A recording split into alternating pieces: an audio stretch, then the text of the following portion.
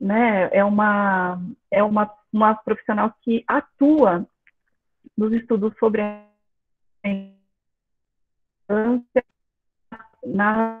em termos de políticas públicas, né, direcionadas para a infância, para a criança pequena, e ela Professora, tá estuda os processos falhando muito formativos, aqui, né, não tá entendendo. você tá falhando para você também, Terezinha? A Um minha pouco. fala? Você está usando, é melhor colocar o fone de ouvido, Kátia, é melhor para você, né, não? A Está Lorena, falhando eu também para mim. tô usando, Você está usando fone? tá. Eu tô usando, só que o meu não tem fio. Eu acho que deve ser a conexão mesmo. Gente, nossa, todo mundo lá de Paranaíba falou que em alguns momentos corta assim. Bom, de qualquer forma, quero deixá-los todos tranquilos, porque assim eu vou pedir a licença para a professora Terezinha de fazer essa gravação. E assim, só para socializar, mas, gente, pensando no seguinte, esse é um material de estudo exclusivamente para a disciplina, ele vai ficar um tempo na plataforma, né, e depois será tirado do ar e será apagado ou devolvido à professora Tereza. E essas questões de conexão são terríveis, gente. Infelizmente, o que eu posso fazer é trazer esse momento de gravação, né, e para que o que for perdido durante essa discussão seja assistido posteriormente. Tá? Lógico que não é a mesma coisa, mas é o que é possível dentro desse formato online, né? Enquanto não temos políticas públicas mesmo que desenvolva esses mecanismos tecnológicos para que nós possamos realmente ter um acesso de qualidade, né, a essas aulas e a possibilidade do trabalho online. Não que isso substitua de jeito nenhum o presencial. Mas, de qualquer forma, isso um pouco da apresentação da professora. Eu me sinto extremamente, extremamente feliz, professora Tereza, de tê-la comigo, de poder assistir, né, o seu trabalho, a sua palestra hoje, e prestigiar junto com os estudantes da UEM esse momento que, para mim, é um momento assim, de muita alegria mesmo. Muito obrigada pelo aceite e espero que todos aqui sejam muito bem-vindos, que estão em outras universidades, espero que vocês participem, que a gente construa um momento de formação para todos e todas. Então é isso, com a palavra a professora Tereza. Obrigada, Kátia, pela calorosa acolhida. Como é que está meu áudio, pessoal? Está ok? Para todo mundo? Tá ok. Ok. Sim, professor. Ok, obrigada. Kátia, eu passei para você a lista dos meus estudantes para você aceitar, tá? Eles devem entrar, acho que por volta de 8h30, que é o horário que começa a nossa aula. Então, primeiramente, se agradecer o convite da Kátia. A Kátia, minha colega de doutorado, nos conhecemos na Unicamp. Bons momentos, né, Kátia? E saudades também. E então foi um prazer que estar recebendo esse convite, estar compartilhando com ela e com os estudantes da Estadual do Mato Grosso do Sul. Eu trouxe os meus estudantes da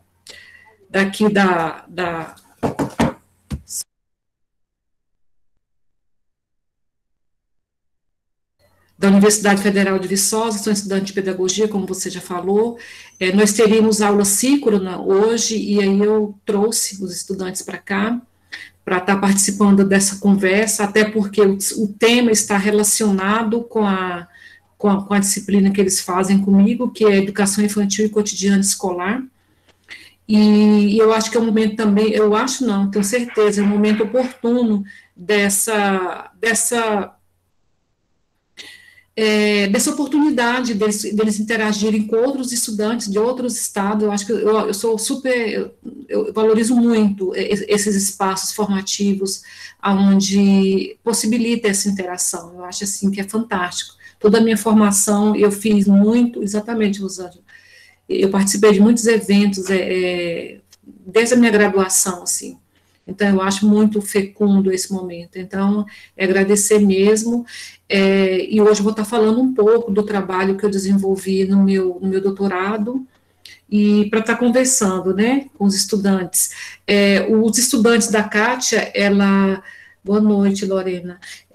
Os estudantes da Kátia, eu enviei o material para eles lerem, né, que foi a primeira sessão do primeiro capítulo da minha tese e um resumo expandido que eu fiz. Os estudantes de pedagogia aqui de Viçosa, eu não disponibilizei esse material, porque essa conversa com a Kátia seria a semana passada, na segunda-feira. Então, assim, então foi um movimento, aconteceu o imprevisto, teve que ser hoje, tá? Mas com certeza vocês vão conseguir acompanhar a discussão, porque é uma discussão que eu já faço com vocês em sala de aula, não é nada assim que vocês não conseguirão acompanhar, e está relacionado com a nossa discussão da disciplina EDU 290, tá? Eu vou começar, então, a minha apresentação do slide aqui, para a gente ter um acompanhamento aqui, de ter uma linha de raciocínio para não se perder. E aí a ideia é conversar, tá? Eu vou perder o contato aí com o chat, mas vocês podem abrir o microfone, se pronunciar. Eu não sei como que a gente pode organizar, Kátia, se a gente pode organizar como uma conversa mesmo, que as pessoas vão se colocando, eu acho que é mais interessante do que deixar aquela questão para depois. Como que você pensa isso? Fica à vontade, professora. Em geral, os professores têm conversado, surgem as dúvidas. O que a gente pode fazer, eu posso controlar aqui a ordem de inscrições, né? Porque talvez a gente vai ter provavelmente umas 60 pessoas, ou até mais na sala, então acho que seria interessante ter uma distribuição de ordem, né, de perguntas. E aí eu acho que conforme elas vão surgindo, aí eu posso interromper, ou o que você acha? Pode ser, Kátia. Eu vou fazer a mediação. Tá ok, certo. Ótimo, obrigada. Então, eu vou apresentar aqui.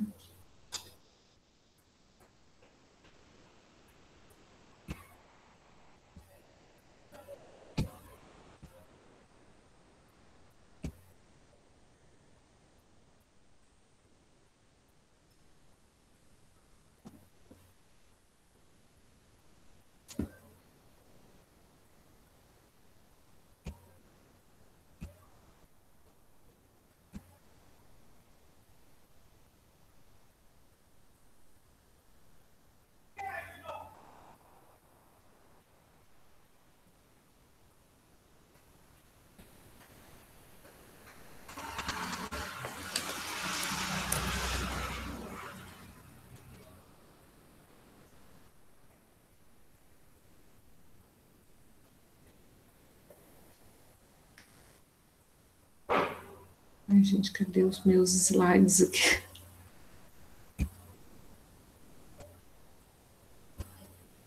Eles estavam aqui.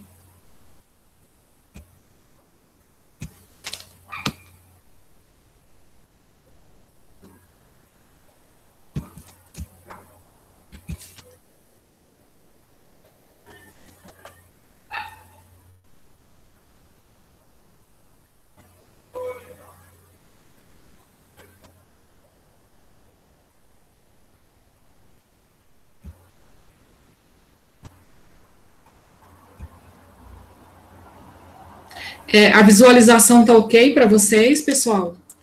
Sim. Então, eu vou estar conversando com vocês, assim, um aspecto da minha discussão que eu fiz no doutorado, que foi uma releitura da obra do Rousseau, tá? Mas aqui, pela questão do tempo e pelo que a gente delimitou, eu vou apenas conversar um pouco sobre o conceito de educação e de educação de crianças em Emílio da Educação, de Jean-Jacques Rousseau.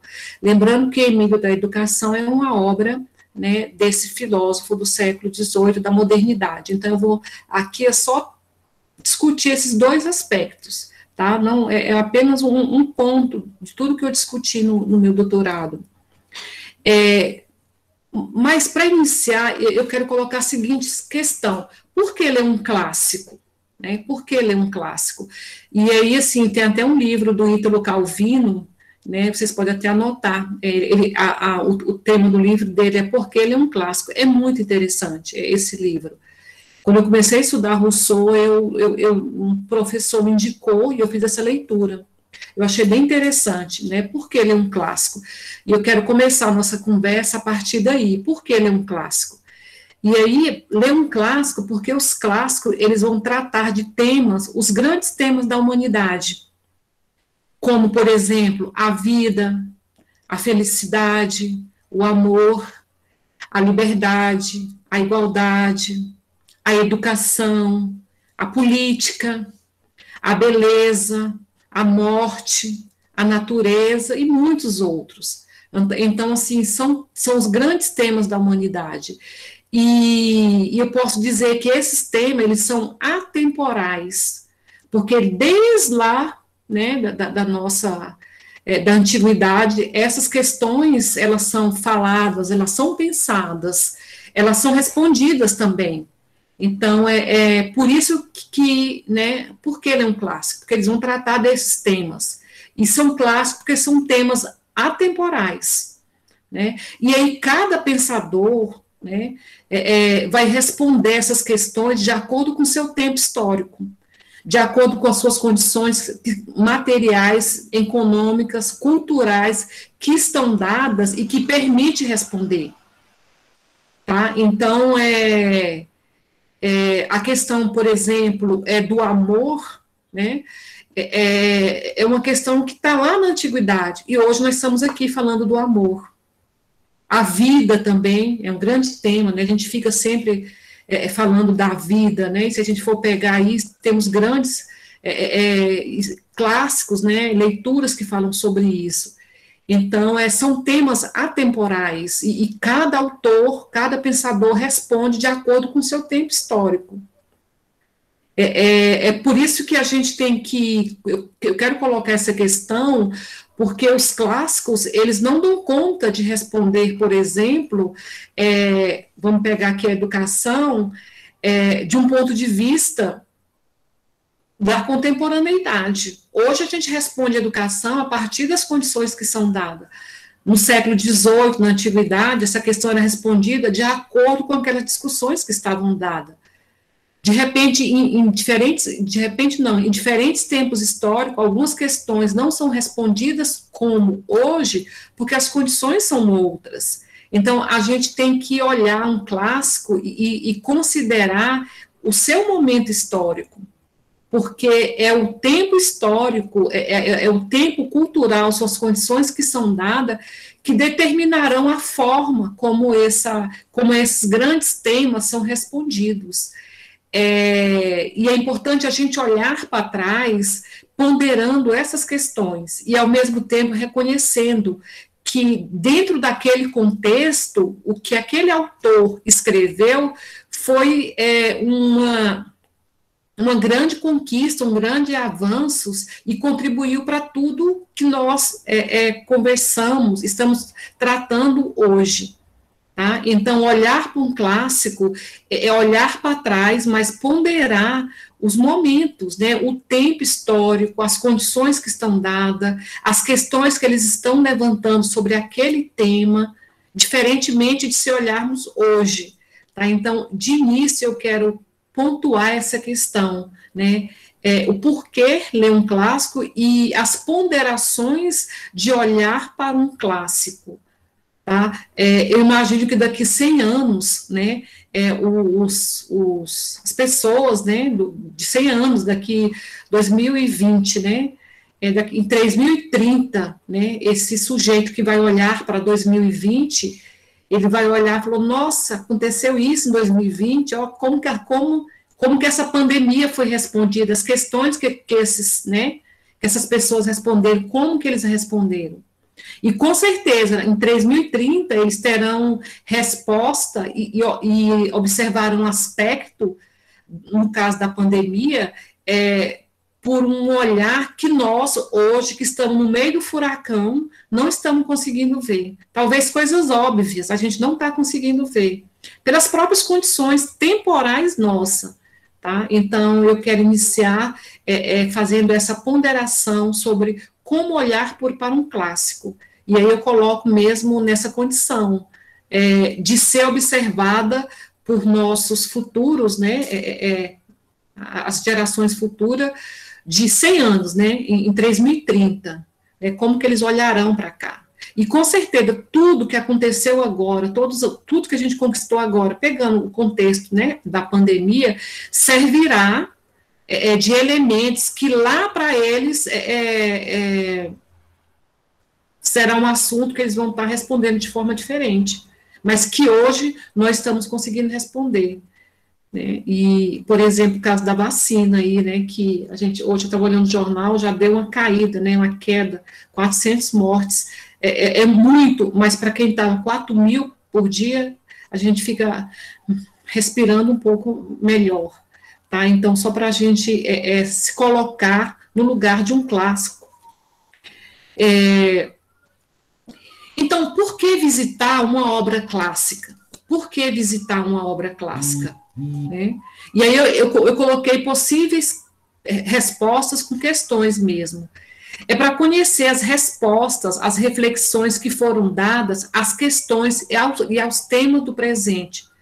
Porque o que vai modificar são as respostas, são as reflexões que foram dadas. Mas os temas, eles continuam os mesmos. Hoje nós, no século XXI, estamos falando do amor, estamos falando da vida, estamos falando da política, estamos falando da liberdade, estamos falando da educação. São temas atemporais. Tá? Então, o que modifica é a forma como cada tempo responde essas questões. Então, conhecer essas respostas é o que nos faz buscar uma obra clássica.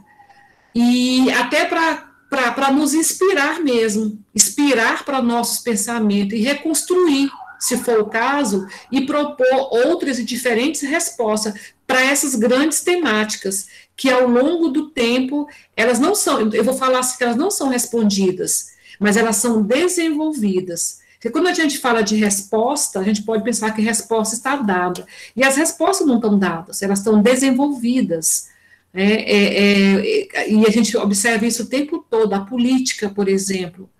Desde a antiguidade estamos falando de política, estamos falando da natureza, e aí a gente olha lá para trás para a gente inspirar, né? E quem sabe reconstruir, pensar, encontrar alternativas para as questões presentes. Então, por que falar de educação hoje no século XXI, tendo como inspiração o conceito de educação segundo Rousseau? Será o que esse autor falou lá no século XVIII que faz a professora Teresa, né, se debruçar? Eu comecei a estudar esse autor em 96. Debruçar, acho que vou estudar a vida toda. Esse autor, né? Porque eu, particularmente, há pessoas que podem ser contrárias a meu modo de pensar, mas eu, particularmente, encontro inspiração para eu pensar a educação hoje.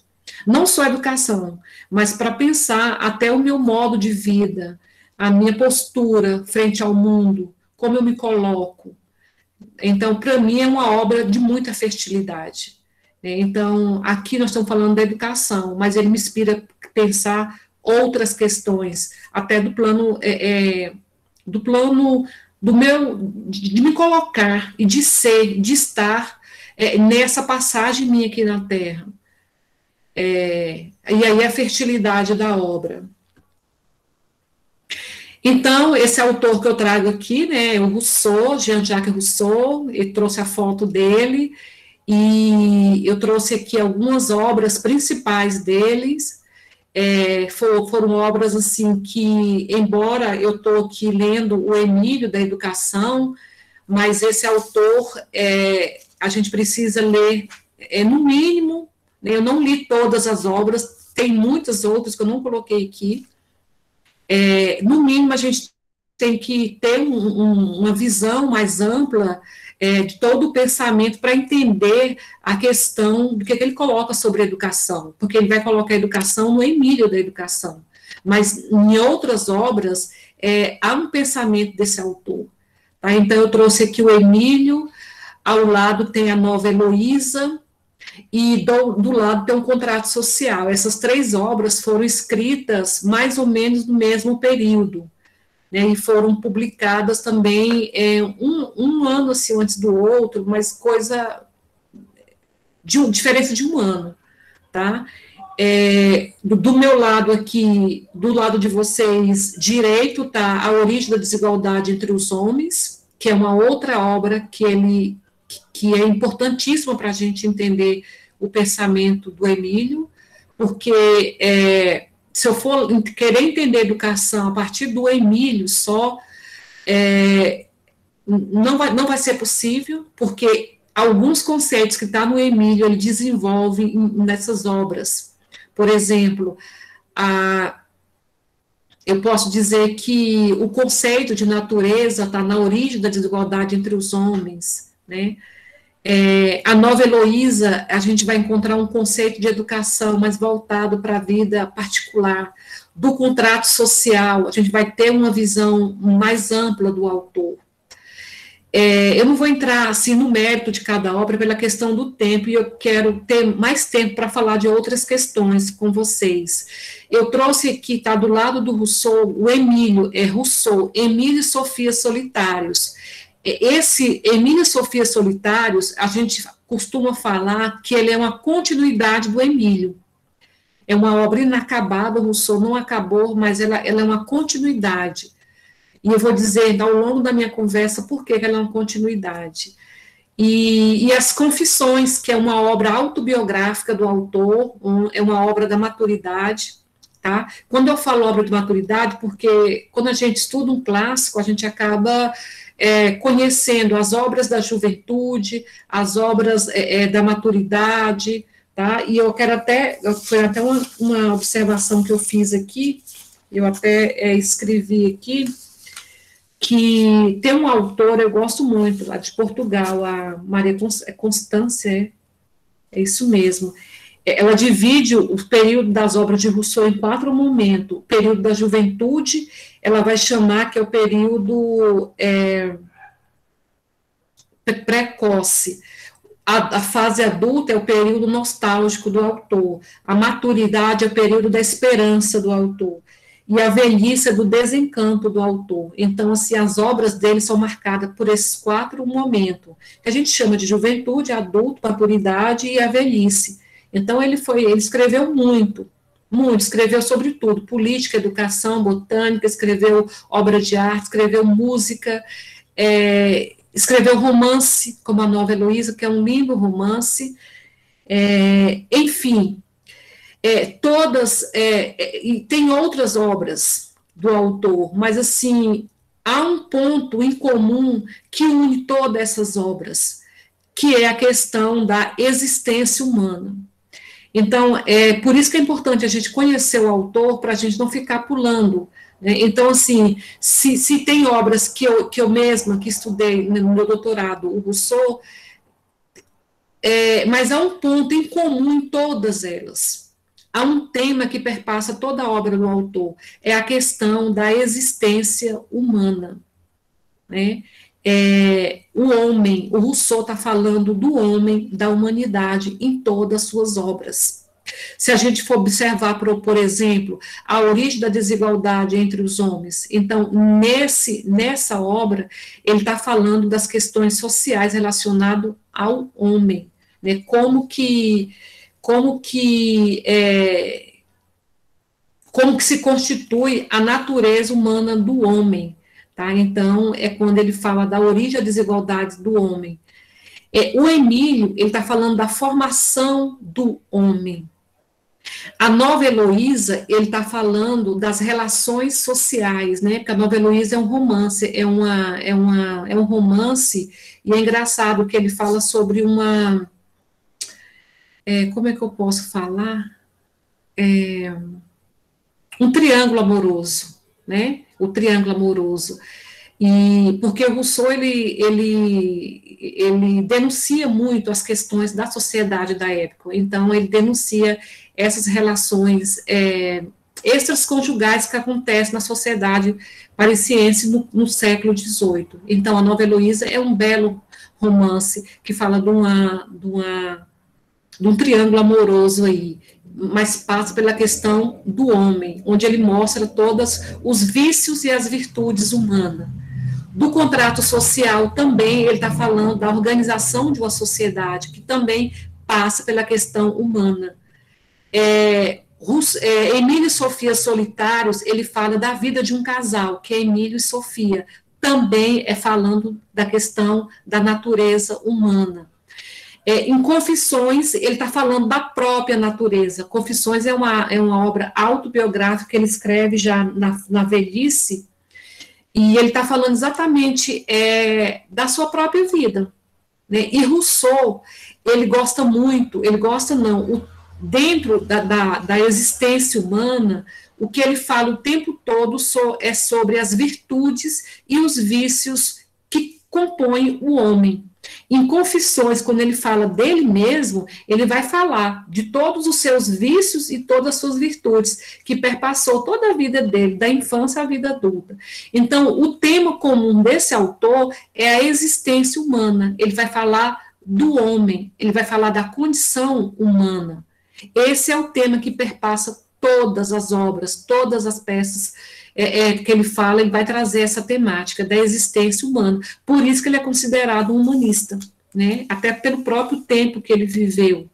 Ele vem aí de toda a geração do Renascimento, e aí chega no século XVIII, no Iluminismo, com essa perspectiva de falar do homem, tá? Mas no meu doutorado, eu analisei eu fiz uma leitura apenas dessa obra, o Emílio da Educação, eu fiz uma releitura. Inclusive, eu vou mostrar que o meu livro está aqui, ele está todo quase despedaçadozinho, mas eu tenho outras obras do Emílio que eu trabalho nos cursos, quando o curso é presencial, mas esse texto que eu mostrei para vocês, eu tenho uma certa paixão por ele, porque ele me acompanha há muito tempo, ele está quase todo desfacelado. Mas é isso. Terezinha, posso Oi? Um pouquinho? Pode? Oi. Pode. Ela quer fazer uma pergunta. Sim, pode falar. Rapidinho. Professor, você disse que ele é considerado... Não precisa ser rápido, não, pode ficar à vontade, tá? Tá bem. Você tinha dito que ele é considerado, eu não consegui entender. Humanista. Humanista? Humanista, porque ele vem dessa geração, desses autores lá do Renascimento, tá? Que vão olhar para a questão do humano. Por quê? Porque o que está em jogo nesse período aí que começa lá com o Renascimento e que se consolida ali no século XVIII com os iluministas? A valorização do homem, a valorização da razão, em contraposição a toda uma lógica que já vinha ali da Idade Média, que é a questão daquela visão teocentrista, né, de entender ali a religião, vou falar assim, né, não vou falar Deus, não, vou colocar ali a religião como o centro, né, os dogmas religiosos como aqueles que vão determinar o futuro e o presente, do ponto de vista social e do ponto de vista da condição social dos homens e da própria organização social, né? Então, essa questão do renascimento, ela vem resgatar essa valorização do homem, colocar o homem, a razão, como um outro princípio de norteador para se pensar a própria condução social, a questão do próprio poder, a questão da própria condição de quem vai direcionar o futuro do homem, né? Então, os renascentistas vêm dizer, olha, o homem é autor da própria vida, ele é capaz de dizer, de direcionar, de ser o que ele quiser ser, né? E não a igreja, por exemplo. Esse vai ser vassalo e esse vai ser vai participar do clero, né? Não, mas o homem, ele pode ser autor. da sua própria vida, da sua própria condição social. Então, essa discussão que problematiza o poder, ele vem lá desde ali do final do século XV. E lá no Iluminismo, no século XVIII, isso é consolidado. Tá? Então, esses autores são chamados de humanistas, né? Porque eles vão colocar essa questão do humano, do homem, como foco, como um princípio, lá no século XVIII vai ser isso, um princípio que vai igualar, né? Dizer o que é igual a todos os homens. E não, por exemplo, o que vai dizer essa condição do homem não é mais a questão da sua condição social, né, da sua herança, por exemplo, familiar, como estava dada. É isso. Terezinha, tem só mais uma pergunta do Milton. Pode falar, Milton. Boa noite, professora. Tudo bem? Oi, tudo bem?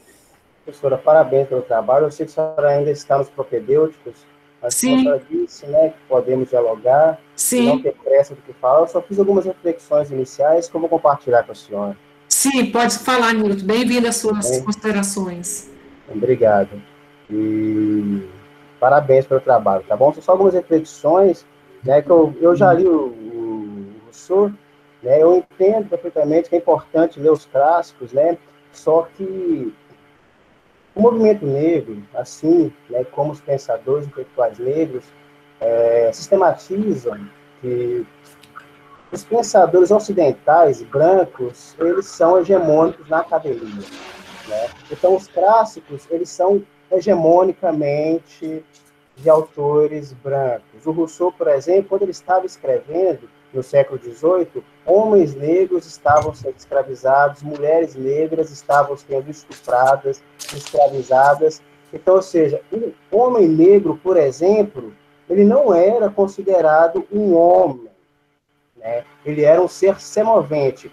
A Creenora Hudson, por exemplo, que criou e cunhou o termo mulherismo africano, ela vai tratar disso, né? Ela vai tratar que o feminismo negro, que é importante, tem suas pautas, mas o feminismo é um movimento de mulheres brancas. As necessidades das mulheres negras, por exemplo, não são atendidas a partir do feminismo. Por isso que a Creenora Hudson vai sistematizar o mulherismo africano. E esse preenche as necessidades das mulheres negras. Então, os clássicos escritos pelos homens brancos ocidentais não preenchem as necessidades de negros e negras. Quando Rousseau escreveu no século XVIII, ele estava falando do homem, mas do homem branco. Homens negros estavam na senzala, estavam tomando chibatada. Não eram homens. Mulheres negras estavam sendo estupradas, né? Então, o Rousseau ele vai tratar de um homem específico, um homem como ele, que é um homem branco. É importante sistematizarmos isso também, né? Mas são só reflexões iniciais. No decorrer dessa aula, vamos dialogando mais. Tudo bem, professor? Tudo jóia, Milton, tudo bem, sim. Bem-vinda a sua fala, eu não tenho nada o que dizer, só corroboro com tudo que você falou, tá? Infelizmente, no meu doutorado, eu fiz esse recorte ocidental, né? Se eu fosse fazer essa tese hoje, com certeza eu faria diferente, viu, Nilton? Né? Eu já traria aí uma discussão ocidental, mas faria uma crítica na perspectiva decolonial, viu? Porque, assim, eu só assino embaixo em tudo que você falou, tá? Mas, assim, quando eu fiz essa tese em 2012 a 2017, o meu objetivo era fazer esse recorte, né? E esse recorte, que é um recorte ocidental de um homem branco, tá? Então, hoje eu faria diferente, né? Eu faria mesmo, mas eu colocaria traria essa outra vertente decolonial para a minha discussão, porque com certeza a contribuição seria melhor. De repente, num artigo, ou que de repente você mesmo vai dar continuidade a essa discussão e faz esse outro olhar, né? Porque sempre eu falo nas minhas aulas, a sua abordagem ela é muito fértil, né? E presente também, né? E aí eu volto à discussão, né? Esse olhar, essa visão de olhar um clássico, né, Newton? De olhar as condições que estavam dadas. Eu não sei, né? Acho que se eu pudesse ressuscitar Rousseau, né, eu perguntaria para ele, né? Algumas questões, assim, sabe? Assim como eu não olhei para as questões étnicos-raciais na minha tese, eu não sei qual o motivo que levou Rousseau a não olhar, né? Eu sei das minhas, né? Mas hoje eu faria diferente, tá? Com um olhar mais, assim, com esse olhar mais numa perspectiva decolonial e crítico ao Ocidente, a essa cultura que que nós herdamos e que está na academia, né? Eu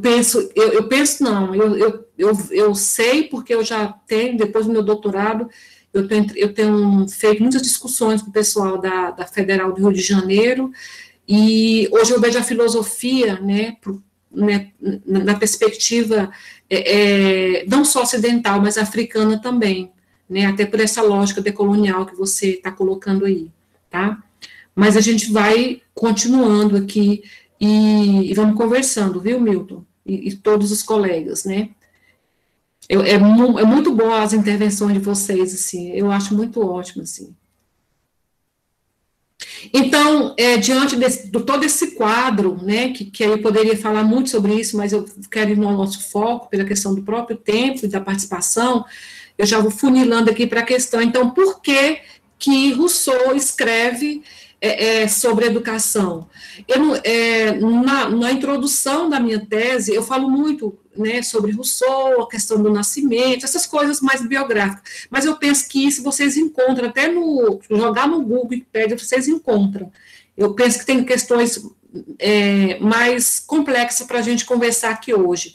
Então, eu vou passar por essa parte de coisas, de questões mais biográficas, né, que a gente encontra em qualquer manual e na própria internet, tá? Então, eu vou indo para as questões mais problemáticas, assim. Então, por que ele escreve sobre educação? Tá? Então, por que Rousseau leva a escrever? Por que ele escreve sobre educação? Ele escreveu sobre música, botânica, né? Então, mas aí, por que ele escreve sobre educação? E aí, para eu falar isso, eu tenho que contextualizar, né, esse momento desse autor. Ele estava ali, né, no século XVIII, ele morreu 11 anos antes da Revolução Francesa. Toda a tradição de educação que estava dada nesse momento que ele vive ali no século XVIII, ela foi forjada ali do século XV para o XVI e para o XVII, que é essa educação moral convencional. Essa educação que estava dada, a educação totalmente jesuítica, né? É a educação dos filósofos e dos educadores moralistas. Então, essa era uma educação voltada para as regras de civilidade, para as condutas sociais, para a etiqueta, para a formação do homem educado, do homem civilizado, do nobre, do gentleman. Então, Rousseau, ele convive com essa educação. Essa educação, ela foi arquitetada, essa educação moral convencional, por esses educadores moralistas, né, que são o quê? Partícipe do clero ali, tá? Então, inclusive na obra, ele fala, Locke, ele fala vários autores aqui, que eu não me lembro exatamente, mas ele vem, né, ele bate muito duro em Locke, no livro dele, em outros momentos também ele bate muito duro, porque ele vai contra essa visão dessa educação para a formação do homem civilizado, né? O Rousseau, ele é um iluminista, né? Ele é um iluminista porque, do ponto de vista contemporâneo, porque ele vive todos esses ideais, né? Essa crítica contra a questão do poder, né, da religião, dos dogmas da religião, contra o absolutismo, da monarquia absoluta. Então, ele ele é um iluminista, mas, ao mesmo tempo, ele se contrapõe à lógica dos iluministas, né? Ele é um iluminista pela questão de viver no próprio tempo, mas ele questiona, por exemplo, a visão dos iluministas e a ideia de que a ciência, de que as artes, de que a razão, ela vai gerar uma evolução no homem. Ele vai dizer que ela, na realidade, ela vai gerar uma involução, né? O homem não evolui, ele involui. Então, ele é um crítico do próprio iluminismo, né? Porque os iluministas estavam encantados, né? O século XVIII foi um século de muita... O século XVIII não, né? Desde ali do Renascimento, tudo que vinha sendo construído, não vou falar conquistado, sendo aprendido. Então, assim, é um século de muita efervência cultural, humana, de melhoria de vida material, né? Então, mas Rousseau olha para tudo aquilo com certa desconfiança. E a educação, ele fica olhando para a educação que vai formar o gentile, porque ele é um iluminista, tá? Mas ele, assim como todos os iluministas, eles problematizam essa questão do poder da monarquia, né? Ele problematiza o nobre, né? O cortês. E Rousseau, aqui nessa obra, ele vai problematizar essa educação que vai formar esse nobre, esse homem civilizado. O Rousseau, só para rapidamente falar, a mãe dele era muito bastarda economicamente, mas o pai era um relojoeiro. Mas a mãe morre assim que ele nasce, acho que uma semana, e ele conhece a desigualdade social e econômica assim em uma semana, rapidamente, né? Então ele não é nobre, né? Mas ele tem uma condição social favorecida por conta da mãe, tá? Mas aí, quando a mãe morre, ele é criado pelos tios, assim. Então podemos falar que ele não é do meio, né? Ele não vem de uma ele não é um nobre. O Rousseau não, alguns leitores, né, acham que o Rousseau ele não é um nobre, tá? Mas ele não é um camponês, ele é um filósofo, tanto é que ele luta muito para participar ali do meio, né, dos filósofos do seu tempo, né, porque ele vem de uma classe, ele vem da classe econômica, não, a situação, né, o contexto de vida dele o leva a ele ter uma vida econômica bastante precária mesmo, tá? Então, assim como todos os iluministas, ele problematiza a nobreza, e do ponto de vista da educação, ele problematizou essa educação moral convencional que formava um nobre, tá? Quais os escritos educacionais que permeavam ali do século XVI, XVII, XVIII, que era o fundamento da educação do nobre? Era os tratados de cortesia, tratado de civilidade. A gente vai ter aqui vários tratados, o tratado de Erasmo de Roterdã, o tratado daquela ordem dos lazaristas, né, que vão estar propondo toda essa forma de manter, de como comportar, como ter o comportamento, né, de um homem civilizado. Então, assim, eram esses os escritos educacionais que circulavam no Ocidente europeu, para formar o quê? Para a civilidade, a formação moral, para ensinar etiqueta, para se adequar a esse status quo. Eu trouxe esse livrinho aí do Philippe Arrier, porque nesse livro, o Philippe Arrier, ele vai mostrar, né, ele vai retratar nesse livro como que é a educação que eu estou me referindo aqui, a educação dos moralistas, as condutas sociais, ele vai falar sobre isso nesse texto. Então, por isso que esse livro é muito lido na pedagogia, né? Eu já debulhei esse livro, porque aí ele está falando desses tratados tratado da civilidade, da cortesia, quer dizer, é tudo aquilo que Rousseau criticou e problematizou, tá? Então, eu coloquei um motivo pelo qual leva Rousseau a escrever sobre educação. Poderia trazer outros motivos também, como os motivos mais assim, porque ele teve 5 filhos e abandonou os filhos dele, como estava na introdução do Emílio. Tem isso também, né? Isso está no livro, mas a gente pode responder essa questão por uma outra perspectiva. Mas eu quero trazer para a nossa discussão esse motivo, por que ele escreve sobre educação, né? Porque ele vive esse contexto social, político da monarquia absoluta e observa, reflete e que se contrapõe a essa educação que formava o homem nobre, o homem civilizado, o gentleman, tá?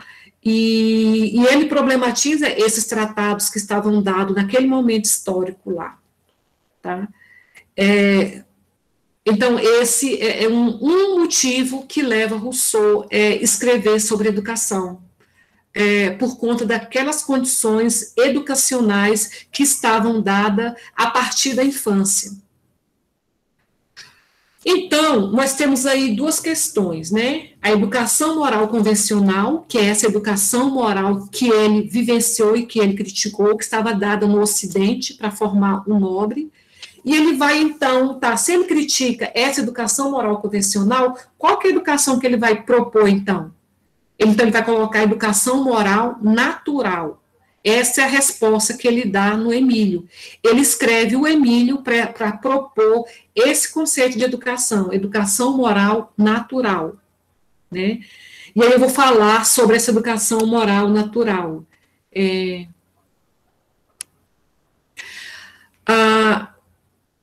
aí, quando eu falo educação moral, né, está relacionada às relações sociais, tá? Tanto é que essa educação moral convencional, ela tinha em vista essa questão de falar como viver em sociedade, né? Quais são os comportamentos, quais são as condutas para viver em sociedade, numa sociedade civilizada, né? Então, quando eu falo moral, porque eu estou associando a questão de costume, a questão das relações entre as pessoas. Rousseau, ele também vai propor educação moral, ele vai também propor educação para que o homem viva em sociedade, mas ele vai propor não a educação convencional, como estava dada, ele vai propor educação natural. Tem uma passagem no livro dele que ele fala, Emílio não é um selvagem a ser relegado aos desertos.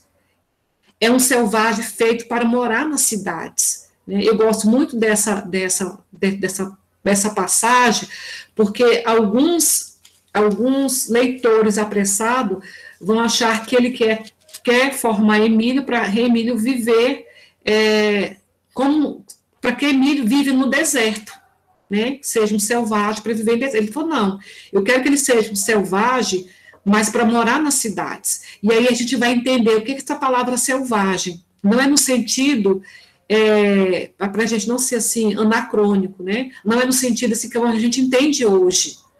Tá? Eu vou falar o que é esse selvagem para morar nas cidades. A gente vai desenvolver esse conceito aí. Então, Emílio, ele não é um selvagem para viver no deserto.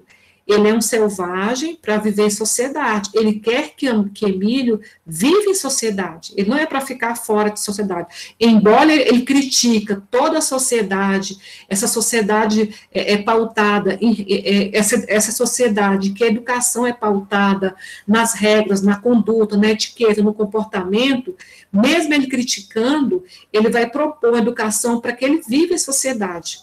Né, para que ele para que ele habite na cidade. Tá? E eu vou falar um pouco sobre essa selvagem. Então, o conflito está dado na obra Emílio, é esse conflito aí que está posto na educação, na educação, no Emílio da educação, e é o que ele vai desenvolver ao longo dessas páginas.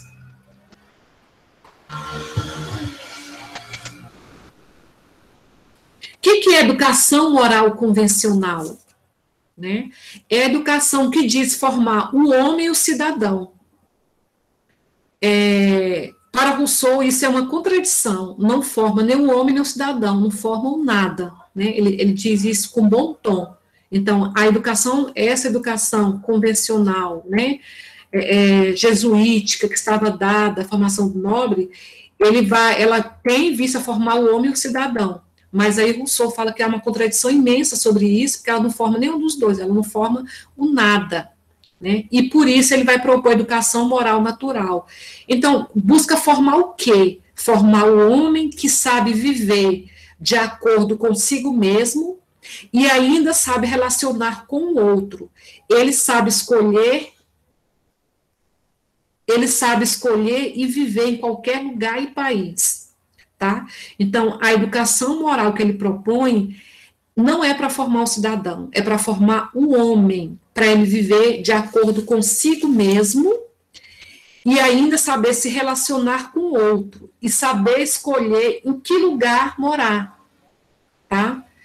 Vou desenvolver essa questão. Então, aí tá os dois conceitos dessas duas educações aí que estão dadas. Então, o que é essa educação moral natural? Essa que vai formar esse homem para viver com ele mesmo, que sabe viver com ele mesmo e sabe relacionar com o outro, né? E ainda sabe escolher em que lugar, em que país morar. Essa educação moral natural, eu quero dizer para vocês que o que Rousseau está propondo não é a educação escolar, não é a educação para as vocações, que a gente chama hoje de educação profissional. A educação moral natural não é a educação moral convencional, e nós sabemos por quê. Não é a educação para o trabalho, não é a educação pública para formar o cidadão, e não é também educação para a cidadania, como a gente tem hoje na LDB, né? Educação para o trabalho, para a cidadania. Então, não é dessa educação que o Rousseau está falando. A educação convencional estava dada, né? Mas quando ele fala educação moral, ele não está falando, não é da educação escolar, não é dessas educações que ele está falando. Ele está falando da educação, aí eu coloquei um termo que ele usa, né? Que são sinônimos, que é a educação doméstica. O objetivo dela é formar a humanidade do homem, de modo a saber viver em sociedade e que seja capaz de defender contra todos os constrangimentos. Então, Rousseau está falando da educação dos sentimentos e da razão para viver em sociedade. Essa é a educação moral natural. O objeto de conhecimento da educação moral natural é o mundo humano e o outro. A matéria que o aluno vai estudar na educação moral natural, a ciência que ele vai estudar é a si próprio e o outro. É a condição humana. Essa é a educação moral natural. Enquanto a educação convencional moral estava preocupado de formar, né, a educação moral para viver em sociedade conforme a etiqueta, conforme o comportamento adequado, conforme a civilidade, enquanto a educação moral convencional estava preocupado com os objetos externos, com a civilidade, com as questões sociais, o Rousseau, ele muda a direção do olhar dele e volta para o homem. Ele fala que, em primeiro lugar, é preciso o homem, é preciso o autoconhecimento, é preciso que o aluno aprenda a conhecer o próprio mundo, conhecer ele mesmo, e depois o outro, né? E, então, por isso que ele vai aprender, o primeiro conteúdo da educação natural, moral, é conhecer a si próprio. Por isso que ele é educação natural, porque ele tem visto o conhecimento da natureza humana, a própria natureza. Depois que ele conhece a si mesmo, é que ele é levado a conhecer o outro. Esse conhecimento para Rousseau é o conhecimento básico para viver em sociedade. É preciso conhecer a si mesmo e depois o outro. Então, o que o Emílio vai aprender? Ele vai aprender a educar os seus sentimentos e a razão, né? Esses são os dois aspectos, assim, básicos da educação moral natural. Então, esse é o foco da educação moral natural. Ele vai voltar para o conhecimento dos seus sentimentos e da razão, né? E é dessa forma que ele vai poder viver em sociedade. Então, essa é a ciência do Rousseau. Enquanto o século XVIII está olhando para o progresso, para a ciência, está olhando para os requintes sociais, da luxúria ali, do poder, da monarquia, né, do mundo civilizado, o Rousseau ele volta um olhar para o próprio mundo humano, para o próprio homem, né, e vai dizer não, né, ele vai aprender o conteúdo que tem que ensinar, né, na concepção de educação, é a educação dos sentimentos, e a educação da razão. E quando eu falo da razão, estou falando das faculdades do homem, tá? Eu vou falar sobre isso. Mas, antes de continuar, eu quero dizer para vocês que Emílio é um conceito filosófico. Eu sei que lá no livro 1 fala, Emílio é um aluno imaginário, não sei o quê. Então, o Rousseau, ele faz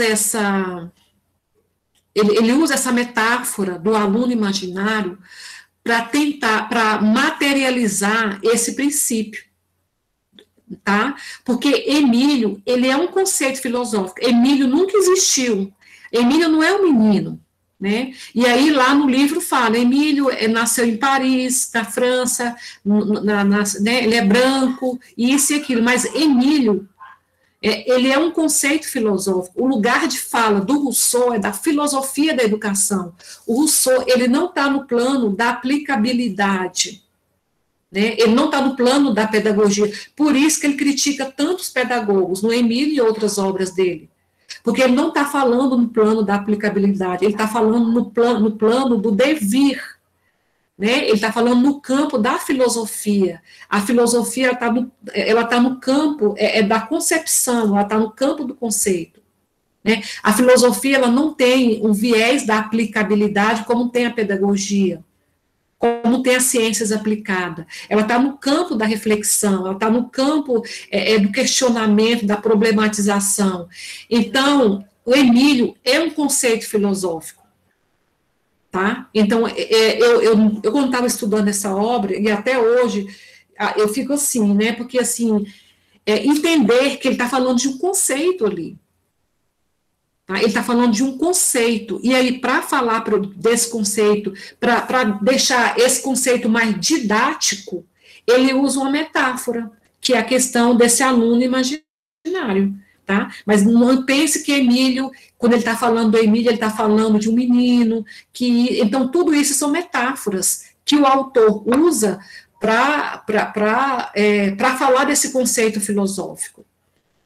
Isso é importante, isso é muito importante para a gente entender a obra e para a gente, para responder várias questões, como, por exemplo, essa que o Milton colocou, essa questão que estava dada naquele momento, naquele momento histórico, naquele momento material, naquele momento real, naquele momento social, ali estava dada as questões, tá?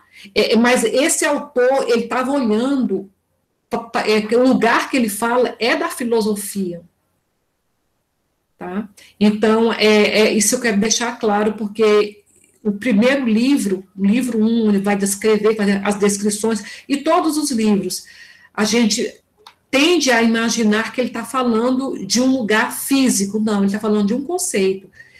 Nós estamos falando aqui, gente, da filosofia da educação, tá? Nós não estamos falando da pedagogia, de uma ciência aplicada, estamos falando da filosofia da educação. Isso é assim, é importantíssimo a gente entender, para a gente entender esse conceito de educação natural, tá? Então, ele desenvolve esse conceito nessa obra, caiu o Emílio, vou mostrar mais uma vez o meu, essa obra, mais de 600 páginas. Essa obra tem 5 livros, né, 5 livros. Do livro 1 até o livro 3, ele está falando da infância de Emílio.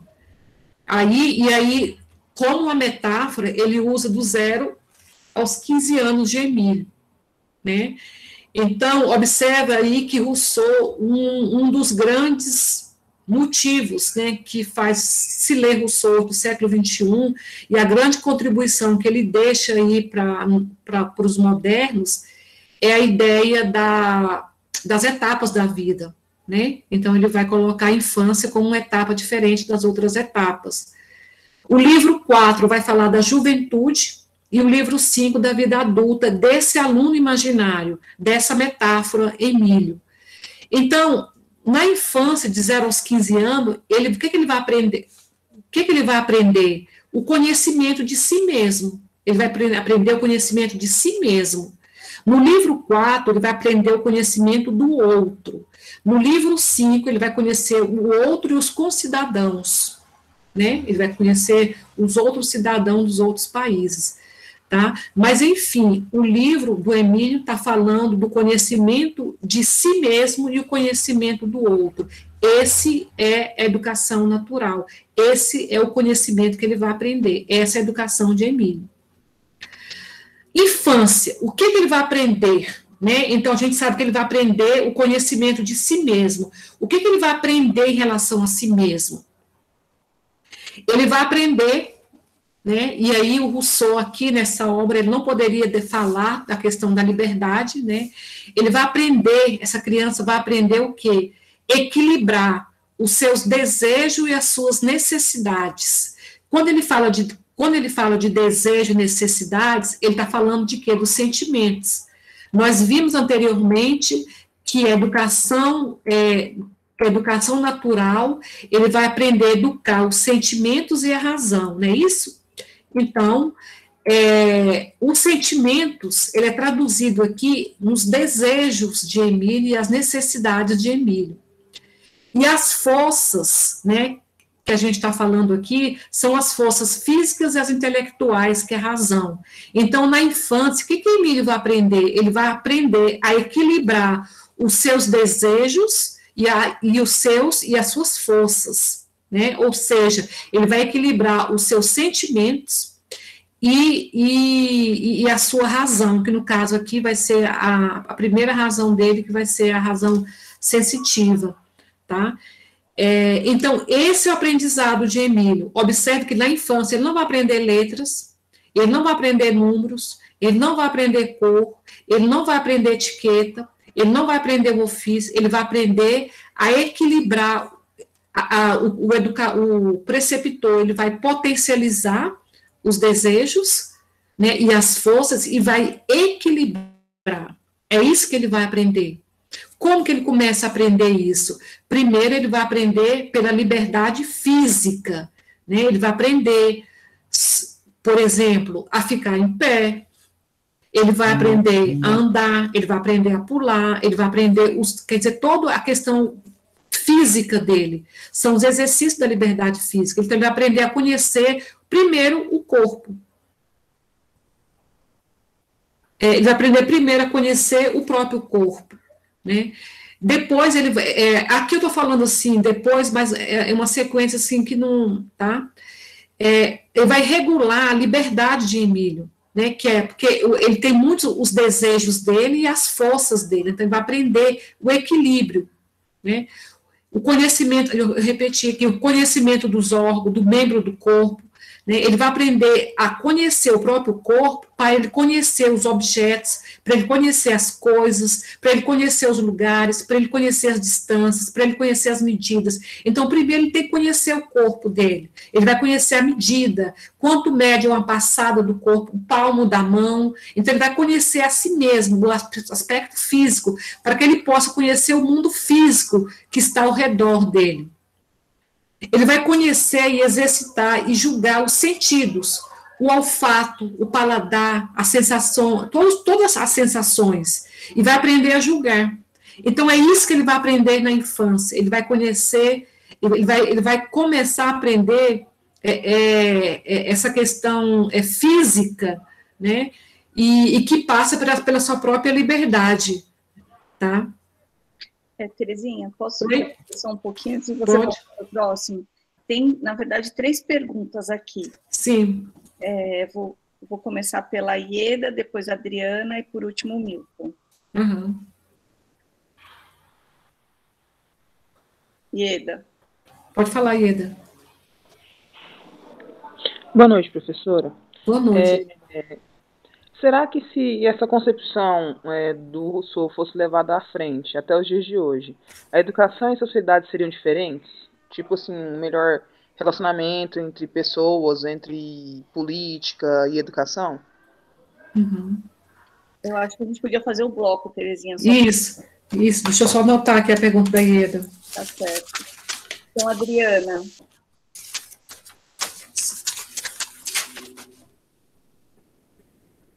Pode pegar, Adriana.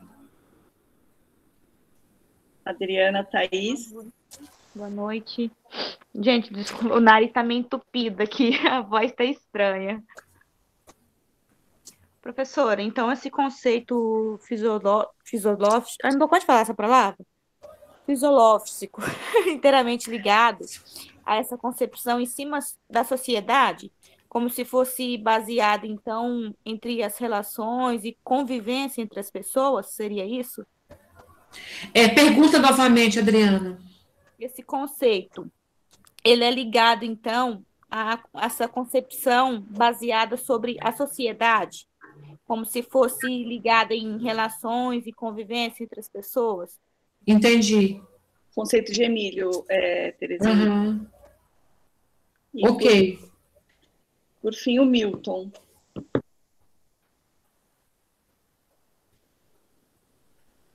Pois não, Milton. Professora, Oi, Milton. tudo bem? Tudo Eu tenho bem? reflexões aqui que eu vou compartilhar rapidamente. Bom, o Emílio, né, o privilégio que ele tinha, né, ele tinha uma espécie de tutor, né, então ele era, de certa forma, uma criança bem privilegiada, né, aí eu me lembrei aqui do Alexandre Magno, né, que foi chamado de Alexandre o Grande, né, pelos ocidentais, né, que ele também tinha um tutor, né, que era o Aristóteles, e em 300 antes de Cristo, só tinha um tutor quem era nobre, né, quem era muito rico, né, e fico também refletindo no século XVIII, quem tinha, né, acesso, né, a esse tipo de educação era geralmente aqueles que tinham mais condições materiais e simbólicas, né, e hoje eu reflito também, né, que quem tem acesso de fato a uma educação como Rousseau estava tratando são os ricos, né, porque, uma pergunta aqui, será que se os conceitos ideais de Rousseau fossem aplicados na sociedade, será que ela seria melhor? Bom, os conceitos de Rousseau estão na sociedade. Rousseau foi um iluminista. O iluminismo fomentou a Revolução Francesa. O que nós vivemos hoje é a Revolução Francesa, também conhecida como Revolução Burguesa. Então, os ideais dos iluministas, dos revolucionários franceses, também ingleses, em si, dos revolucionários que para alguns são reacionários, porque a Revolução Francesa e o iluminismo foi fomentado pela escravidão do continente africano, né? Foi fomentado, segundo o Dr. Cheikh Anta Diop, o sangue negro, o sangue africano fomentou o progresso da Europa para pensadores como Rousseau poderem escrever, por exemplo, né? Então, desse modo, o pensamento de Rousseau está em nossa sociedade hoje, né? Que foi, ali o iluminismo fomentou a Revolução Francesa, que é o que nós vivemos hoje. Então, eu fico pensando, o Emílio foi privilegiado, né, porque ele tinha uma espécie de um tutor com ele, e as crianças brancas, hoje, da elite, elas têm uma espécie de tutor que até tem uma educação muito privilegiada também, né? Até as crianças brancas pobres também, né, porque os livros didáticos, a educação no Brasil, ela é uma educação branca, eurocêntrica, né? E agora, e as crianças negras, né? Que estão aí, são as que mais sofrem com evasão, né? São as que têm os piores índices na educação, e não por culpa delas, né? Mas porque a educação, ela é branca, né? Então, a minha reflexão o Emílio, ele tinha um certo privilégio ali, né? E continua, hoje, vários Emílios brancos, né? Tendo esse privilégio ainda, né?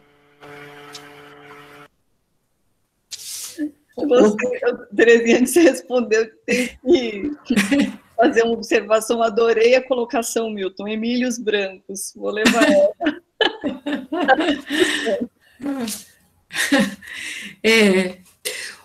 Se a gente for observar, eu vou começar do Milton, que acho que eu vou respondendo tudo aqui. Se a gente for considerar essa questão de pensar o Emílio físico, né? Então, quando Rousseau faz essa metáfora, ele não poderia olhar diferente daquilo que não estava dado no contexto dele, né?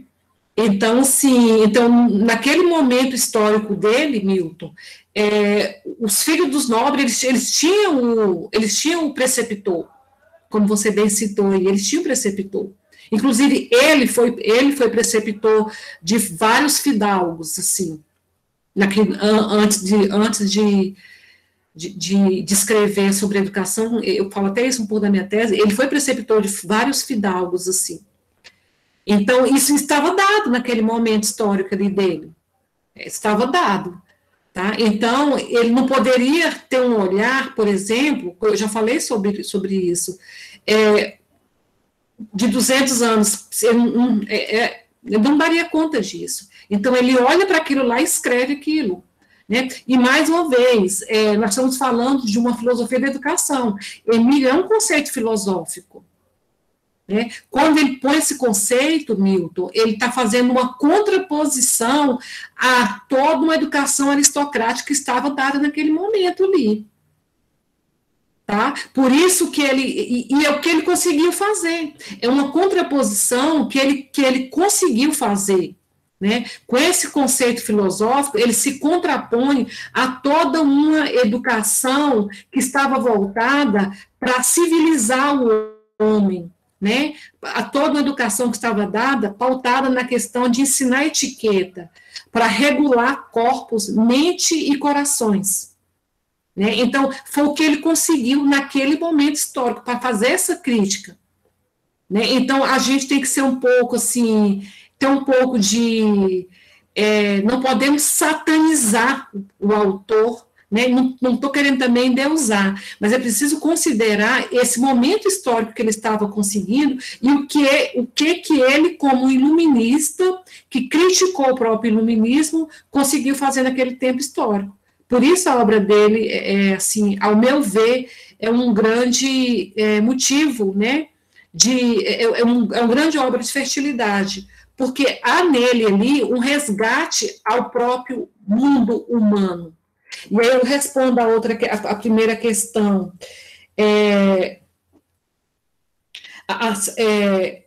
Quando a Adriana pergunta se está ligada à sociedade, está muito ligada à sociedade, sim, Adriana.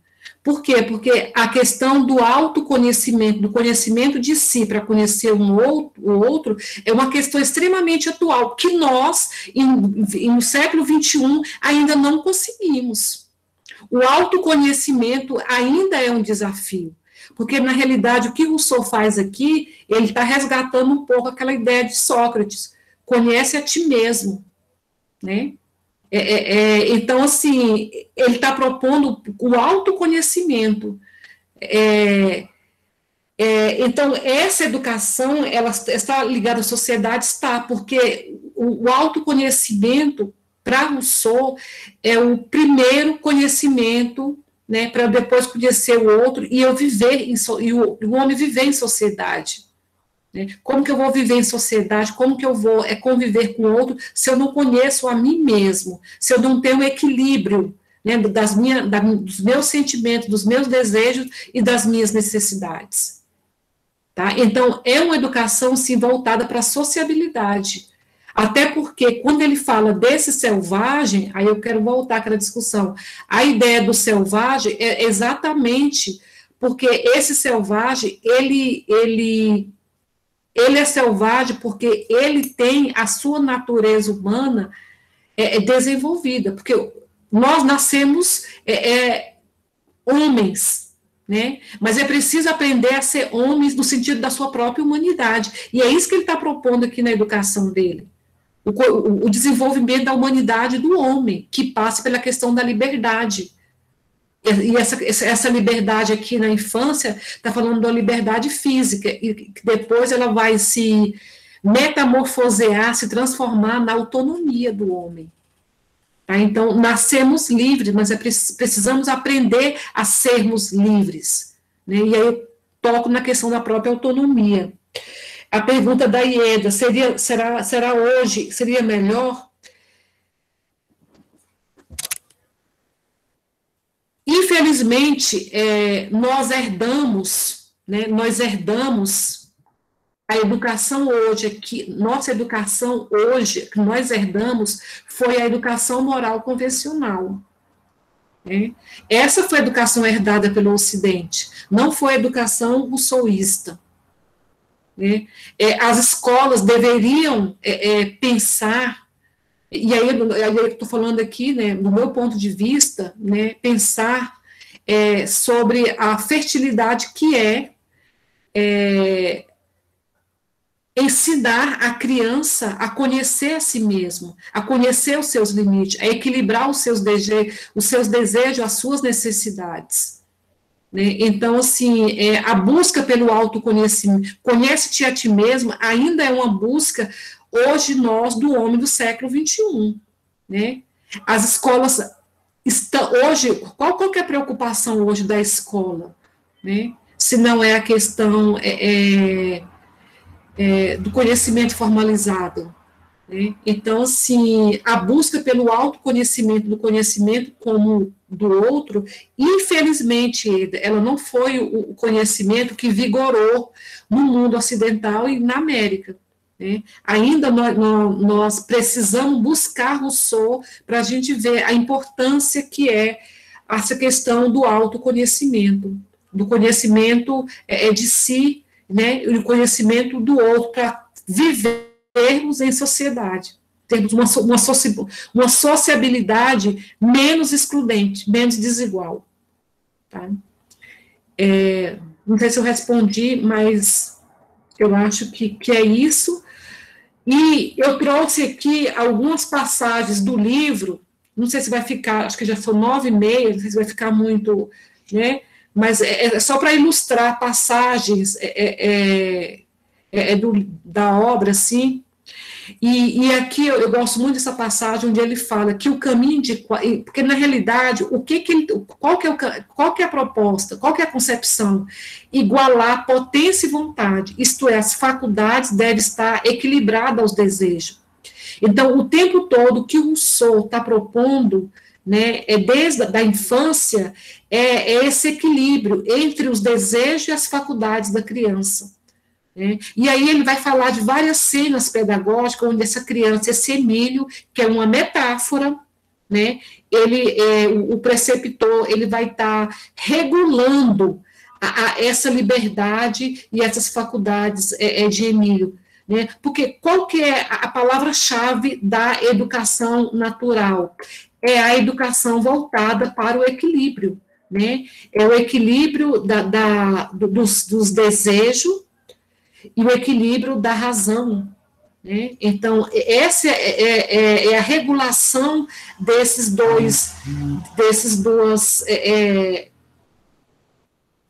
duas potencialidades humanas.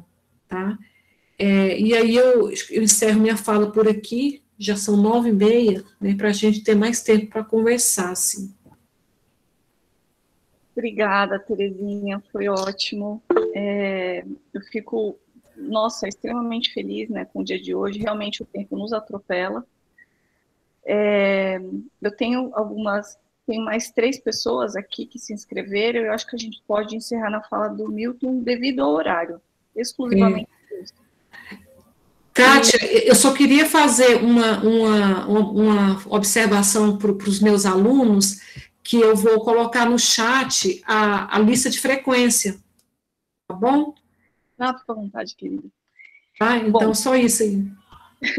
A primeira dúvida é da Rosângela, depois tem o Átila, que ele colocou aqui no chat, mas se você quiser falar também, Átila, senão eu posso perguntar também, mas seria interessante você colocar, né? E, por último, o Milton também. Então, vamos lá, Rosângela. Bom, a minha dúvida é algo ligado ao que o Milton falou, né? Porque, por mais que eles possam ter causado algum desconforto na época, eles não só deixaram o escravo de lado, né? Já que não era considerado humano. Isso não seria uma forma de cinzentar a realidade de vida de acordo com a época? Porque se buscar uma educação natural e considerar natural a escravidão.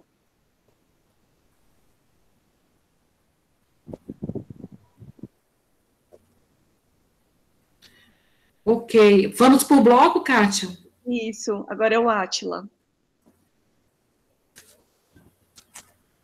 Primeiro, eu gostaria de fazer um ponderamento, já que foi me concedida a fala, é que no período, pessoal, a sociedade era estruturada da seguinte forma: existia a nobreza, existia o clero e existia a burguesia. Existia também os senhores feudais, a questão das vassalagens, se eu não me engano, vassalagem, né? Não estou com um livro de história aqui. Então, o Rousseau ele representava, na discussão aqui, a burguesia. Tanto é que ele se deixou muito influenciado pelo iluminismo, assim como gerou a Revolução Burguesa ou Francesa, né? Que foi a Revolução Burguesa. Então, há essas relações, sim, nesse sentido. Eu acredito que, embora, sim, é passivo de críticas, né? Os autores europeus, mas só tentar os anacronismos, porque se a gente basear toda a discussão a respeito disso, eu acho que a gente não vai explorar os pontos filosóficos que são passíveis, sim, de estudar, de criticar, analisar alguns entendimentos, uma vez que Rousseau ele é uma idealização, né? Então, eu acho que focando mais do ponto de vista filosófico, não desprezando, claro, as considerações que foram feitas, porque são pertinentes. Quem sou eu para estar desmerecendo alguma coisa? Então, seguindo dessa forma, eu acredito que poderíamos então, ampliar o debate, reforçando pela última vez, não desmerecendo nenhumas considerações. Então, as minhas questões foram: o que é potência e o que é vontade para Rousseau? Ok. Então, por fim, a última pergunta do Milton.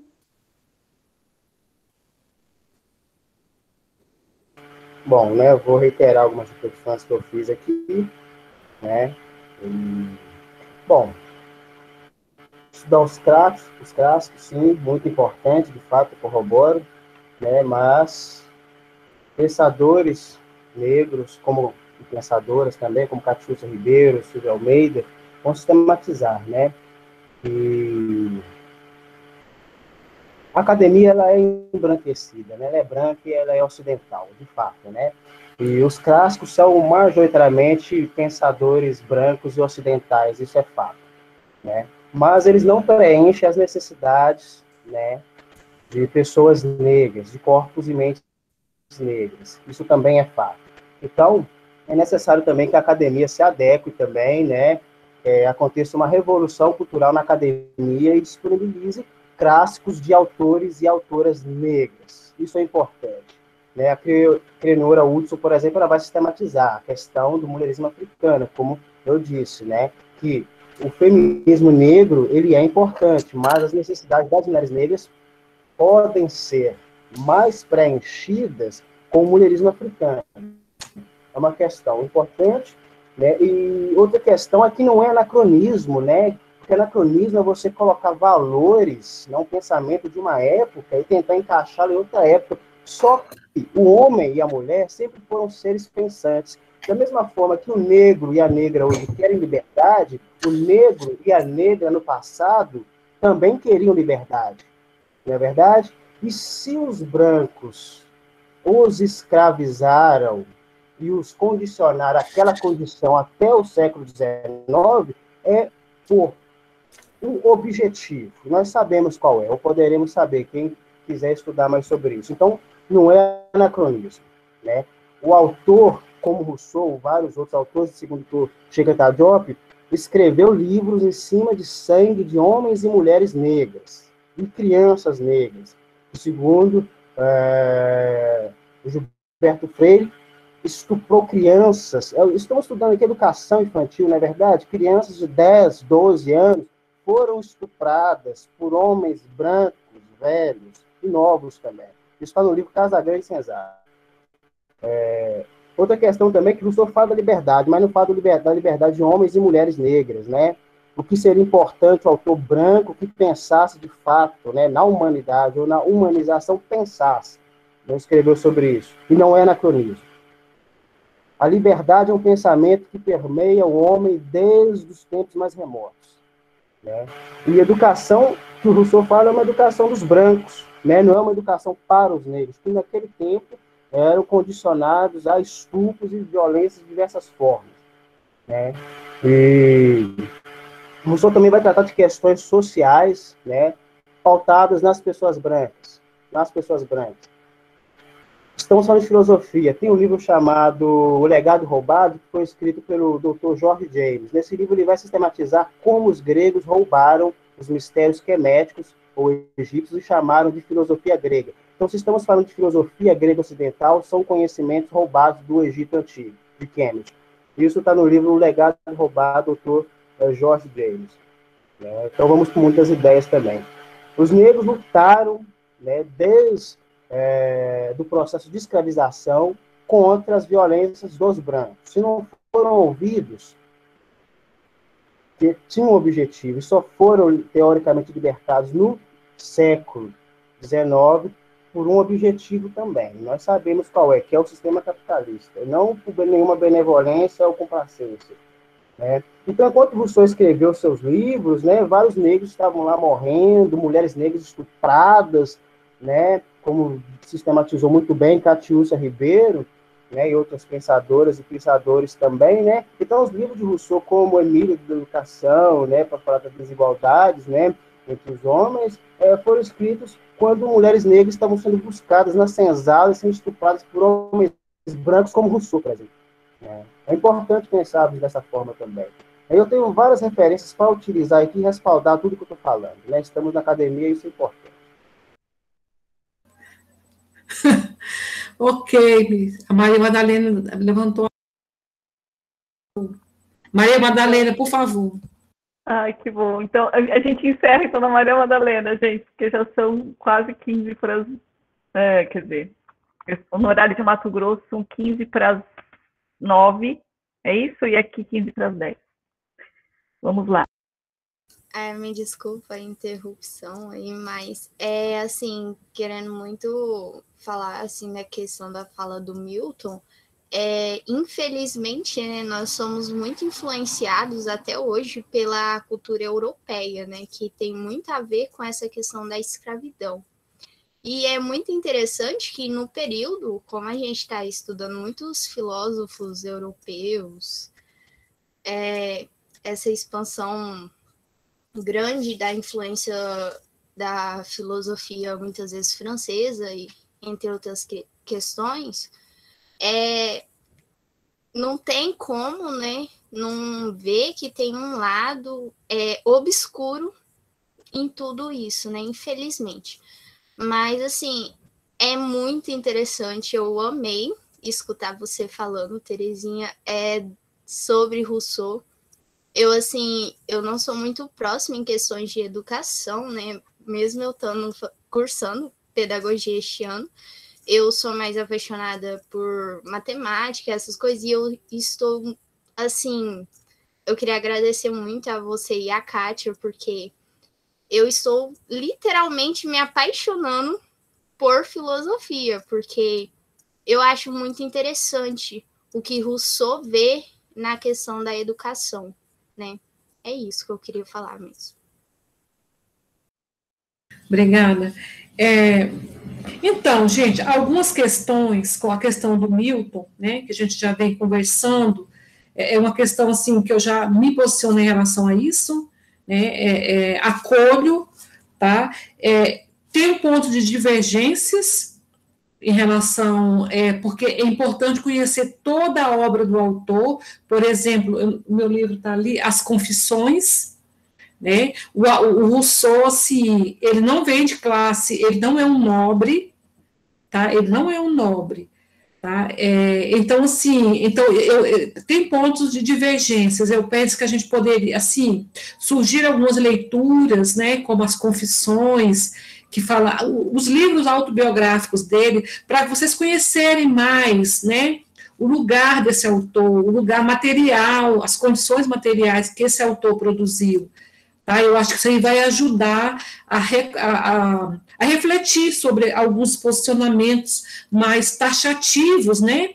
Mais assim, taxativos mais em relação ao autor, né? Eu acho que é importante ter essa leitura da obra, conhecer, né? Conhecer mais outras obras dele. Eu acho que isso é importantíssimo para a gente repensar alguns posicionamentos, né? Claro que eu não vou deixar de considerar aqui a importância que é a gente ter esse estudo desse pensamento europeu, mas também ter uma discussão dos estudos decoloniais, como a filosofia africana, que vem ajudando muito a gente a repensar, inclusive, a questão da infância, e até desconstruir, né, esse eurocentrismo que a academia se consolidou, mas, assim, acima de tudo, acho que é importante conhecer mais esse autor aqui, o Rousseau, e apesar de todas as limitações do seu tempo histórico, do ponto de vista ali que eu pesquisei para fazer essa tese, ele deixa a sua contribuição. Pensar no autoconhecimento do outro é algo muito atual, para o branco, para o negro, para o operário, para o patrão, né, para o homem, né, para viver, até para se autoconhecer. Então, é isso. Uma pergunta bem pontual do Átila, que eu queria responder, a questão de potência e vontade, né? Quando ele fala de potência, minutos. Quando ele fala de potência, ele está falando das faculdades, né? As faculdades, para Rousseau, ela não é só a faculdade, não é só a razão intelectual. Antes da razão intelectual, ele vai colocar a faculdade dos sentidos, que são as sensações. Esse é um dos grandes peculiaridades do Rousseau. Naquele contexto ali, onde a racionalidade era a primeira forma do conhecimento, ele vai falar, não. A primeira forma do conhecimento é as sensações. Primeiro eu sinto, né? Depois né? Ele vai se contrapor aquela ideia. Eu sinto, depois eu penso. Né? Então, ele vai colocar as sensações, ele vai chamar da razão sensitiva. E, segundo ele, a primeira razão do homem é a razão sensitiva, que vai ali até os 12 anos, é a razão da criança. E depois a razão intelectual. Ele não nega a razão intelectual, mas ele vai colocar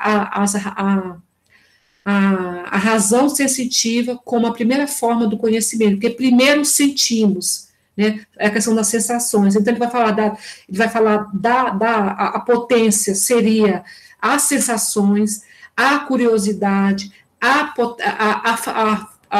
faculdades intelectuais. Então, isso é potência.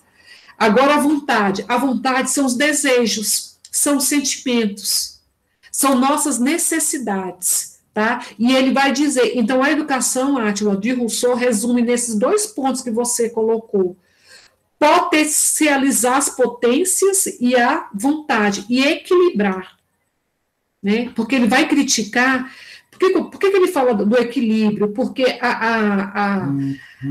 quer dizer, ele questiona o racionalismo exagerado, né? Ele questiona, por exemplo, ele está questionando ali naquele momento esse...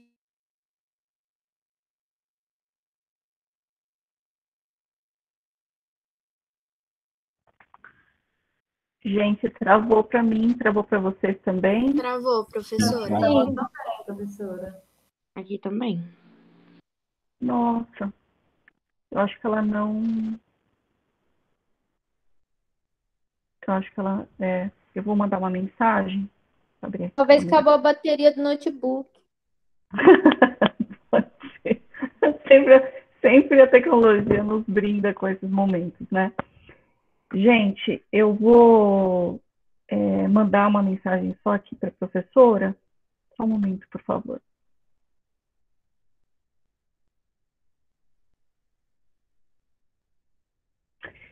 Bom, só aproveitando aqui, tem várias pessoas ainda logadas, né? Nosso horário realmente está terminando. A professora Terezinha saiu, mas eu acredito que ela vai retornar. Queria agradecer imensamente todos os estudantes da UENS e da UFV, as intervenções aqui propostas. A filosofia é o lugar do questionamento, então, se nós levarmos esse lugar do questionamento para os nossos espaços de estudo, né, oriundo dessas experiências que nós tivemos aqui hoje, para mim já é o mais importante, tá? Eu venho das pesquisas das relações étnico-raciais, foi o meu primeiro campo de estudo, e eu acredito que essas colocações feitas pelo Milton, ou ponderadas pelo Átila, ou colocadas pela professora, leva para um lugar, nos leva, né, pode nos conduzir para um lugar muito importante, que além do questionamento, que é a amplitude de estudo. Existem um corpo de autores que defendem, inclusive, que nós não precisamos estudar mais os autores gregos ou a filosofia do ponto de vista grego, da filosofia grega, né, nesse lugar enquanto origem da filosofia. E existem outros grupos que vão discutir, não, nós temos que conhecer todos esses autores, assim como que eu acho que o Átila pontuou um pouco, conhecer todos esses autores para aí sim elaborarmos as nossas críticas. Existem esses dois grandes grupos. Eu, sinceramente, vou defender o segundo, no sentido de que nós conseguimos realmente desconstruir esse branqueamento das nossas ciências humanas, ou ciências exatas, ou ciência moderna.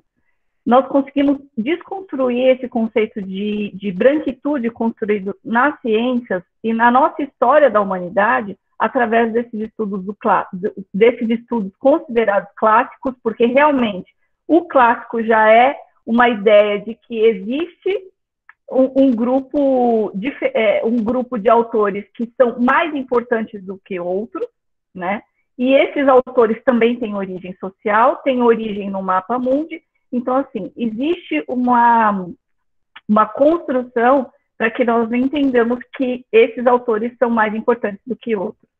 Só finalizando aqui, Terezinha, já vou passar a palavra para você finalizar. Então, e visto desse campo, né, que eu defendo, que eu falo que nós precisamos realmente conhecer esses autores, é justamente para que a gente não faça a mesma coisa que eles fizeram conosco, que é o apagamento. O apagamento das memórias, o apagamento das produções, e justamente que nós possamos construir uma nova história, né? Uma história que vai ser desse período histórico, mas ok, Milton, eu já vou te falar, preciso passar a palavra.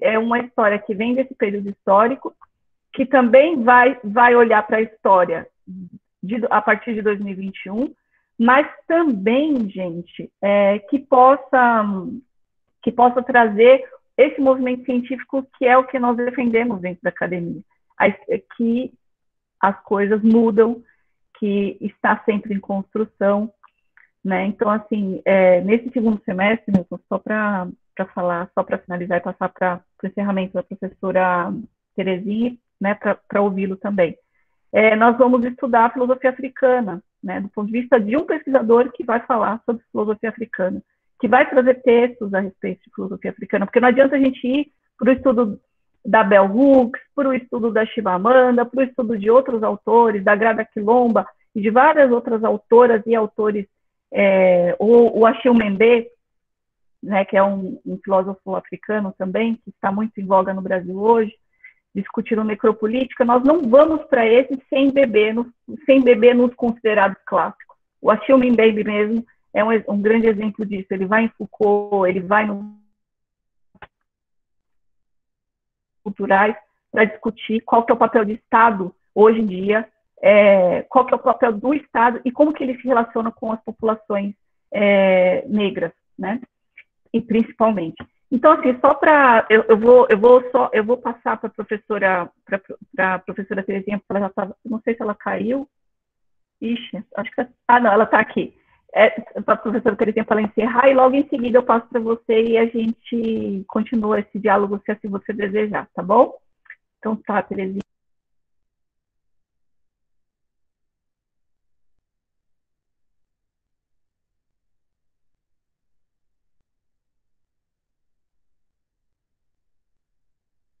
Professora, tá travado. Eu vi. Oh, gente, que horror, né? Então, acho que ela vai cair e entrar de novo. Se você se sentir à vontade, você poderia falar, Milton? Eu não sei se você quer falar para mim, ou você quer falar para a Terezinha quando ela voltar. Você fica à vontade. Não, eu gostaria de dialogar com a Terezinha aqui também, né? E eu corroboro, né? De fato, né? Temos que estudar, sim, esses autores brancos ocidentais, né? Porque eles nos estudaram por muito tempo, né? Eles abriram mulheres negras, mestiças, né? Pardas, o que eles chamavam de mulatas, né? Abriram corpos de homens negros, fizeram muitas experiências com os corpos e mentes negras, né? Por exemplo, uma senhora aqui falou que queria, né, estudar filosofia, se interessou. Bom, segundo o Toshika Diop, né, um dos maiores cientistas, né, do ecúmeno, a filosofia grega, ela, na realidade, são conhecimentos, né, epistemologias usurpadas, roubadas de Kemet. Né? Kemet é o verdadeiro nome do que chamam de Egito. Aquele território, antes de ser chamado de Egito, se chamava Kemet. Né? Kemet é o nome na língua vernácula daquele povo, né, para aquele território. Né? Egito é o nome grego dado àquele território. Então, o Dr. Chico Tadeu, ele fala sobre isso, né? Que estudar, de fato, esses conhecimentos gregos, chamados de filosofia grega, são, na realidade, mistérios keméticos, né? São conhecimentos keméticos. Então, de estudar a Grécia, por exemplo, era importante, ou seria importante, estudar o Egito, né? Antigo, Kemet, né? E, de fato, né, vamos estudando esses autores ocidentais, porque eles estudaram por muito tempo, não é verdade? Eu não discordo disso, não, em nenhum momento eu discordei disso, né? Mas a minha opinião é que sempre que houver um diálogo sobre esses autores, também tem essas questões, porque vão ter pessoas que nunca ouviram determinadas coisas que aqui foram dialogadas, não é verdade? Estamos numa sociedade dominada pelo homem branco. Ele dita as regras, né? Então, de fato, ele vai causar um apagamento, sim, na realidade, né, que nós vivemos. Né? Então, se tiver pessoas que possam dialogar, isso é importante, né? É muito importante. Nós estamos todos na mesma luta, né? Todos na mesma luta, né? Buscando, de fato, uma sociedade melhor para todo mundo, não para um grupo, né? Não, excelente suas colocações. Eu entendo, por isso que eu acredito que esse é o lugar mesmo.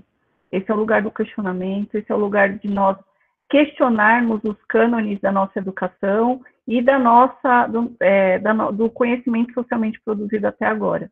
Vamos lá, Terezinha, para a gente encerrar. Vamos lá, é porque eu não estava te ouvindo. Falar, Kátia, que você pode encaminhar as perguntas para mim, as que eu não consegui responder, pela questão do tempo, que eu posso responder depois, pode ser? Outra questão, alguém perguntou no chat, eu fiquei curiosa, a questão de educação positiva e negativa. A questão positiva a educação positiva é a educação convencional, educação moral convencional, e a educação negativa é a educação segundo Rousseau, que ele vai negar, tá? Só para responder essa questão que alguém colocou. Tudo bem? É isso, eu quero agradecer a participação de vocês, as contribuições do chat, foi maravilhoso, sim, foi quente, né? Foi ótimo. O debate foi muito bom, é tão bom quando as pessoas questionam, muito bom mesmo, porque tem aquelas palestras mornas, as pessoas não perguntam, é igual às aulas, né? O aluno não pergunta, foi muito bom. Milton, boa noite aí, tá dando boa noite. O Milton, o Átila, a Ieda, né, a Adriana, então, assim, Elisângela, então foi muito boa a participação de vocês, porque esquentou, né, deu um movimento na nossa conversa aqui. Eu gostei muito de participar, gosto muito de falar de Rousseau, né, ele sempre é muito atacado, é um autor muito atacado, assim, tá? Mas a gente tenta ver o que dentro do tempo histórico dele ele conseguiu deixar aí para a gente, até para a gente ter essa memória, né, Kátia, que você estava falando. E agradecer a participação de vocês, agradecer a Kátia, tá? Agradecer os meus estudantes, os estudantes da Kátia, e deixar um abraço, se cuidem, tá? E vamos seguindo, fortes. Obrigada a todos e todas. Obrigada em especial a você, Terezinha. Foi muito, muito feliz mesmo. Foi muito mais do que eu imaginava esse momento. E eu acho que esse momento quente, que você fala de quente, ele é um momento para a gente começar a pensar, né? Quais relações que nós podemos fazer, né? A partir do pensamento de Jean-Jacques Rousseau ou a partir de filósofos africanos que pensam educação, né? Quais pontos que a gente pode fazer, né? E eu acho que esse espaço de questionamento é a filosofia que nós estávamos falando antes, né? Antes de você retornar. Se não for aqui, será onde, né, Terezinha? Então, foi muito rico mesmo, eu agradeço profundamente. Se nós estivéssemos pessoalmente, a gente estaria conversando agora, todo mundo se abraçando, e seria um momento muito, muito especial também. Mas eu agradeço profundamente a todas as pessoas que participaram e quem não participou também. E eu vou encaminhar, sim, Terezinha. E espero que esse momento seja frutífero de outras oportunidades, que a gente possa estreitar os nossos laços, né, institucionais, ou mesmo de pesquisa, e que a gente possa construir outros momentos, né? Então, muito obrigada a todos e todas, boa noite, gente, grande abraço mesmo, espero reencontrá-los em outros momentos. Terezinha, querida. Boa noite, um beijo para vocês aí. Obrigada, fica com Deus, um beijo. Tchau para vocês. Depois você passa o link para eu disponibilizar para os estudantes, tá? Posso sim. Pode ser? A gravação. Essa turma específica, porque a gente tem uma